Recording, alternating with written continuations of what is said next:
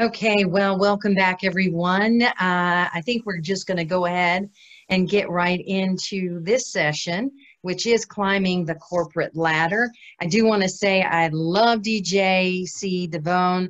She's been fabulous. I love our HU students and their, businesses and their enthusiasm. We've had great discussions, great nuggets of knowledge, wisdom. I want to thank everyone out there who's joining us via Zoom or Facebook Live. And as you know, we appreciate your patience as we move through this virtual space, because things don't always start when you want them to, but thank you for being there and supporting us. Hello again, everyone. I'm Debbie Jarvis. I'm Senior Vice President, Corporate Relations for Howard University. I myself got my start in corporate America and have had various experiences in sales, management, marketing, advertising, PR, and I also made a career as a news anchor and reporter in various markets. I got here to Washington, D.C. Several years back as a news anchor reporter with NBC4. But then I jumped back into corporate America and headed up corporate communications and corporate relations for a local business here in the DC market. I've been here at Howard University for almost 2 years now. I was brought in by Dr. Frederick to help establish the Office of Corporate Relations for Howard University. That's where my team and I work to create relationships to advance our students, and of course Howard University, with corporate America, looking at internships and full-time employment opportunities for our students, and of course funding for the university and scholarship funds for our students as well. So I am serving as your moderator for this session on climbing the corporate ladder. I thought it important to kind of share with you why I'm leading this discussion, because I've been in corporate America, spent some time there. But we really want to hear from Nubia Murray of McDonald's and Ezinne Kwubiri from H&M. So let me tell you a little bit about Nubia. She joined McDonald's with over a decade of experience in sponsorship and partnership marketing, spearheading various global properties, including the Corporate Challenge running series, which she managed in the US, Frankfurt, South Africa, Sydney, and Singapore. And as a member of the global family marketing team at McDonald's, she is responsible for ensuring that McDonald's remains the #1 QSR, which is a quick serve restaurant destination for families. So I know that Happy Meal is pretty prominent in that area. And over the past 3 years, Nubia has worked to refresh McDonald's kids nutrition commitments and marketing to kids guidelines, culminating in the announcement of global commitment to families, Happy Meal goals as part of the system-wide Scale for Good initiative. So I know we're looking forward to hearing from you, Nubia, in just a moment. Let me also introduce Ezinne Kwubiri. She is a global citizen, a change agent, a diversity leader, innovator, and ally. And she is an alumni of Howard University's School of Business, where she majored in accounting and business strategy. And it was here that Ezinne's passion for project management and cultural development was ignited. Ezinne's professional career began in the financial services industry, though she quickly set her sight to the media and entertainment industry. During her 11-year tenure at Viacom Media Networks, Ezinne served in various roles in auditing, compliance, project management, change management, diversity and inclusion, and employee engagement. But now her latest professional adventure is at fashion retailer H&M. As the first head of inclusion and diversity for the brand's North America market, the largest market for H&M, and she is tasked with creating a strategic framework, facilitating and leading the company's mission to foster diversity, inclusion, democracy, and respect for all of its employees. Ladies, welcome. I know you've got a lot of information that we are just dying to get at, but let me first start by asking you, what would you say was one of your most challenging obstacles when trying to make your name known in the corporate world? Can you hear Nubia, us? we'll start with Okay. you. Yeah, we'll start with you. So Debbi, before we start, I just want to thank you and Natalie and Walker's Legacy and the Advancing Black Pathways Initiative for this platform. I do have to share that when I was a sophomore at Howard, I actually planned the Women in Business Conference.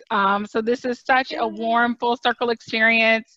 It was not on this scale. So thank you so much for amplifying this event. And I do have to thank Cindy Joseph and Janita. They worked at Goldman Sachs 14 years ago, and they served as our keynotes for that conference. So if they're out there, please thank them. Two fabulous women of color. What I thought this question was so interesting because I think Ezinne will say this too. I don't think either of us are like, we need to make our name for ourselves in this industry. I think that we're both women who like to do the work to kind of keep our heads down. But what I do want to make sure in my career, wherever I am, is that the profile that you read on paper matches the person that you meet in real life. And there are just a few tenets that I make sure really come through in whatever organization I'm working for, or whatever community I'm engaging with, or just networking circle that I'm a part of, is that I really try to operate in excellence. And this is a value that I definitely learned at Howard, to ensure that I am operating on my highest self wherever I am. I'm also a person that values relationships. This is complete serendipity that Ezinne and I are on the same panel. We are actually best friends.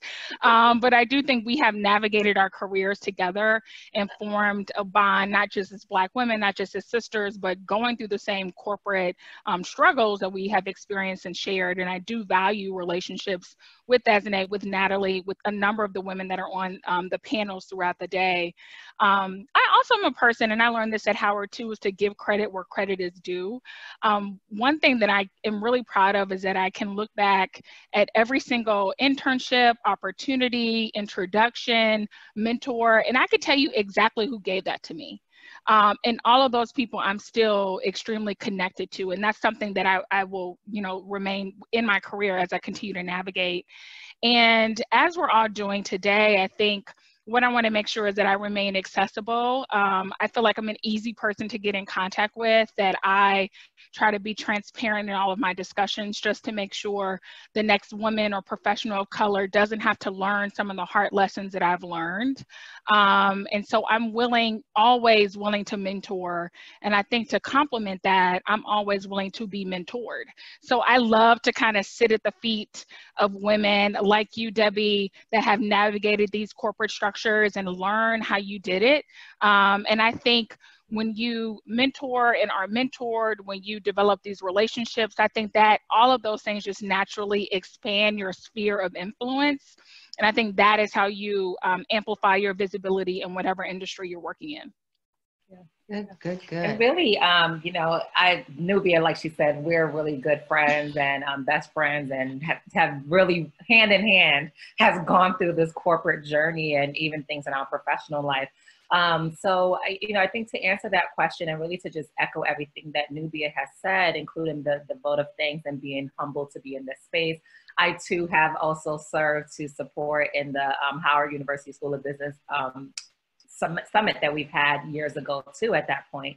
But I think that the thing is, we walk in excellence, and we really strive to make sure that we are representing women like you, Debbi, women that we look up to, women that have opened up the doors for us. So I think it's just in our natural spirit. Like, I don't think any of us really walks around looking to be like, oh, I want everyone to know me, and I want everyone to know me. Like, it's just an organic part of who you are and your DNA. And really making sure that the person that you present is consistent across the board. Of course, we all have our hard days, but I always say, regardless of how much I push, regardless of how much I may challenge the status quo, I feel confident in knowing that no one will ever say that I was disrespectful, right? And I value that. This is something that is part of who I am, and I want to make sure. So walking into that room, I realized that even if I don't want it, I am representing Black women. I'm Nigerian. I'm representing a Nigerian. I'm representing my parents. I'm representing my community. So what does that mean to me when I walk away or when I'm in these circles? And I think that really it speaks for itself. And hopefully the people that know me and have met me can say, yes, that is the real deal. And that's the brand that you just want to authentically continue to push forward without really even trying. It should really just be in you. Well, thank you both for bringing your authentic selves everywhere you go. Yeah. It's just phenomenal. So diversity is something that both of you have in your job roles in one way, shape, or another. How do you feel the opportunities for minorities in the workplace have changed today, if at all? Yeah, I can start. I think it's interesting because it's a little twofold, right? I'm going to actually talk a little pre-COVID-19 because I think it has shifted even in these short couple of months. And, I think that there is a very evident about the disparities that minorities have, particularly people of color, particularly Black women, and the fact that we only have 4 Black CEOs in the corporate 500 companies, and those 4 are Black men. So I think that it says a lot about the opportunities that we have and that they're truly limited. And I think the interesting thing is, it's not because the talent is not there. It's really the way organizations have created their structures of recruitment, of promotions, of mentorship that is hindering the advancement of minorities. And, I always challenge them to really think about if your processes are the same that they were 10, 15 years ago, are you truly advancing? Are you truly making those pathways to success for someone else that does not look like you? And the answer is no, if we want to be honest with it. I think that what we're starting to see now in post-COVID-19, or well, as we're in COVID-19, but I guess more we're managing through it, is this sense of awakening for everyone. I mean, we already know as Black women, right? But I think for the rest of the world to really understand that, wow, maybe things really are not as fair as I thought they were. Like, wow, maybe we are really missing those voices. Now, what are we going to do about it?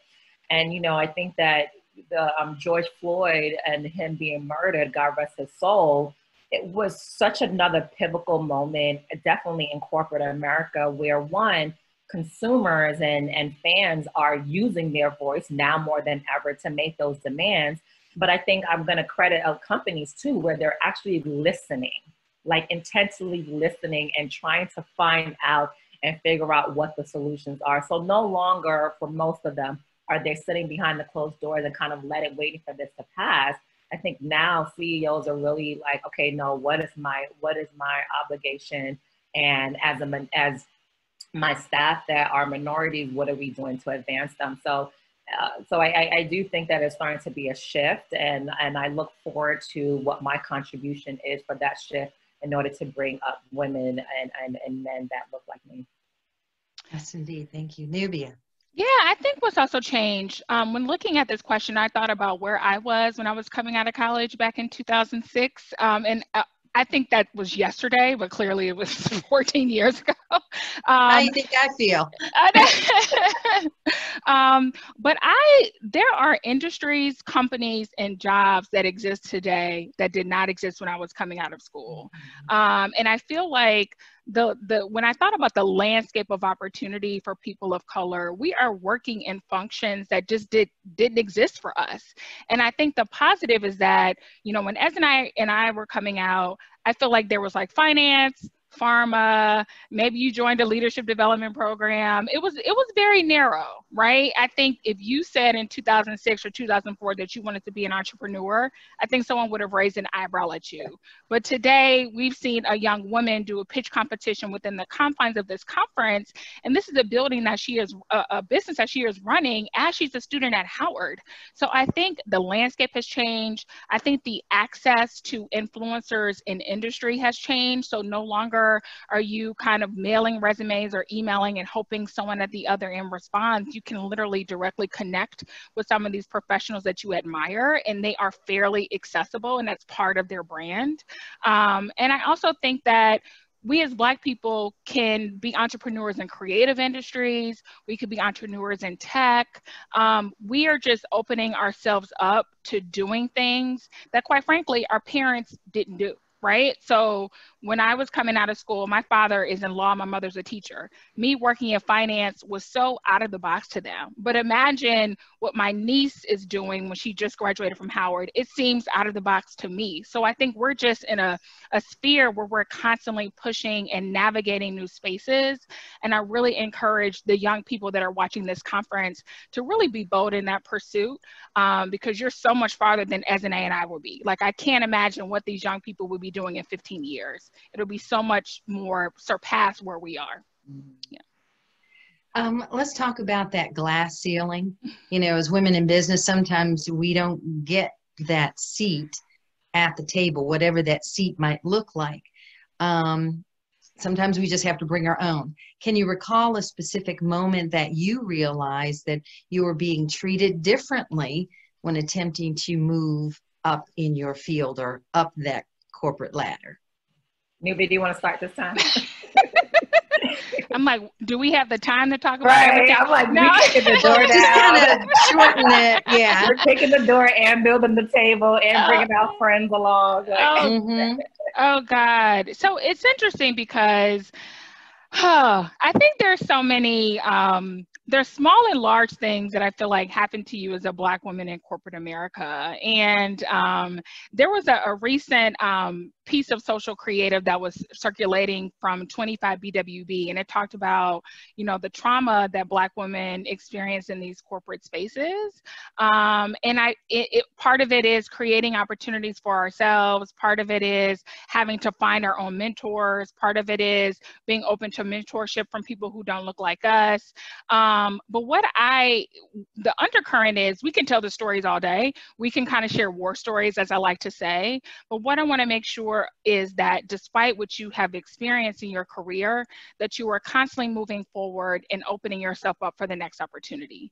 That you are not letting the trauma, quite frankly, that you have gone through prevent you from performing in excellence in your next role. And I think that is often, we get caught up in the emotions. We often get caught and sit in the trauma instead of knowing that, okay, this happened to me. How do I walk into this next role with my eyes wide open? How do I be more strategic when it comes to base pay and bonus? How do I be more strategic with making sure I have the proper visibility? How do I be more strategic next time with making sure that the senior leaders know who I am or know what my value is? Like, how do we take all those hard learned lessons, right, and take that into the next role and just like go at it like gangbusters and not like sit in the trauma? So I think that is the lesson, is to completely always be open and optimistic as you continue to navigate your career, but make sure that you keep cognizant of the lesson that you may have learned through those negative experiences. Yeah, and I think that the important thing Nubia is touching on too is this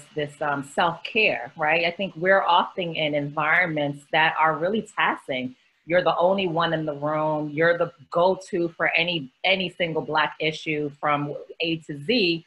But I think you have to make sure that you are paying attention to what's going on. And if it's not an environment that is providing you self-care, start to think about what is next. Start to position yourself and prepare for, how can I pivot through this and how can I move on?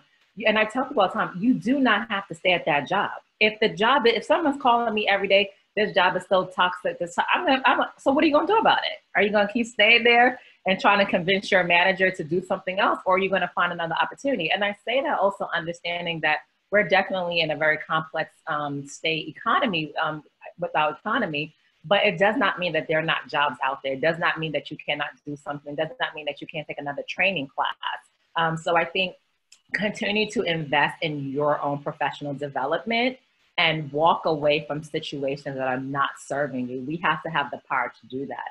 I think, Debbi, another thing that's very interesting is you were saying, like, are we building our tables? And I think some of us are. I think Nubia mentioned the very fearless entrepreneurs that are out there that are walking away from these steady paychecks to do their own thing. Like, we are creating spaces for ourselves. And I get so much joy when I hear this person opened this or this council started this. And I'm like, yes, keep going, guys, keep going. And what I try to do is find the space in the role that I'm in and in the company that I'm part of to bring them into that fold. So when we're thinking about partnerships and we're thinking about collaborators, I'm the first one bringing all these minority groups and these small businesses to the table to say, you don't always need this big agency to carry something through. What about these smaller ones? So, and I think that it's critical, those of us that are fortunate enough to be at the table, take that very seriously and truly use your voice. I know for me, there's been times where I've struggled with imposter syndrome. And, and I'll be honest, and, a lot of us, we don't like to humble, right? But I think I'm fantastic. I think I'm amazing. Yay! You are fantastic. You are. All of y'all are fantastic. But then you still have this, oh my God, am I supposed to be here? How did I get here? This person needs to be here. And I think it's like, enough of that. You do belong in this room 10 times over. So I think that we need to make sure that as you're building these tables and you're knocking on those doors and you're making your demands. I was actually in a panel yesterday with Eric Irish Brown, who's the diversity and inclusion leader at Goldman Sachs. And she said, with confident and competence. And I was like, oh my God, that was the best thing ever. Like making sure that as you're presenting these strategic plans, you're not only coming there confidently, but you have all the confidence too, and in order to make sure that your message is getting across. And I think it's sorry, Debbie, just to jump in. No, girl, go for it. Go for it. So I think coming out of Howard, you have a lot of confidence. I think coming out, especially as a School of Business student, you really think you are walking the walk and talking the talk and dressing the look, right? And so I think though, that competency piece is huge. So I feel like when you don't feel confident, that can actually be a good thing. So are you making sure that you have the skills to do the job? Are you making sure that you have kind of revved up or taken the additional coursework or reached out to maybe some of your industry peers to make sure that you have the skill set to do what they've asked you to do? And I feel like you really need to understand, like, is my lack of confidence or my imposter syndrome, connected to the fact that maybe there's no one that looks like me, right? So that is an issue you may or may not be able to solve. Or is it connected to the fact that you may or may not have the skills to do the job? And if you cannot, how can you make sure that that learning curve, it may be steep, but how can you make sure you solve that problem quickly? And I know that Ezinne and I are both women who have switched in many industries. And I think every 6 months of a new opportunity, 6 to 8 months, I feel like I don't know what I'm doing. I'm like, I don't know what I'm doing. I don't know why I'm here. So it's a combination of emotions. But what I need to do is really put my head down and learn my job, learn how my company makes money, learn how I can bring value to the organization, learn why I was hired. And I think once I figure out all those pieces, then I can exude all that confidence combined with my competence to really bring value to that organization. Ladies, I have to say this, that the two of you together are the dynamic duo, and I have enjoyed listening to you. And so I just want to say thank you to you, Nubia and Ezinne, for joining us today. Ladies, please tell everyone how they can stay in touch with you. It's as we go into our next panelist and everything, but we want to know, how do we connect with you? Yeah, I'm reachable via LinkedIn is probably the easiest way, which is just my name. If you just look it up, I'm sure it pops up. And also on Twitter and Instagram is @IamEzi. So that's IAMEZI, the first 3 letters of my name. And happy to connect with you guys. I know we were short of time, but Debbie, thank you so much for this conversation, and Natalie and Walker's Legacy. Thank you so much for having us. And well, thank you both. Oh, and the same. I'm Nubia Murray on LinkedIn. On all social platforms, I am Nubia Shines, my line name from undergrad. Thank you to my profiles on this call. And fully accessible. DM me, send me a LinkedIn message, send me an email. Happy to connect. Awesome. I love your energy. And thank you again. Thank you so much. Thank you.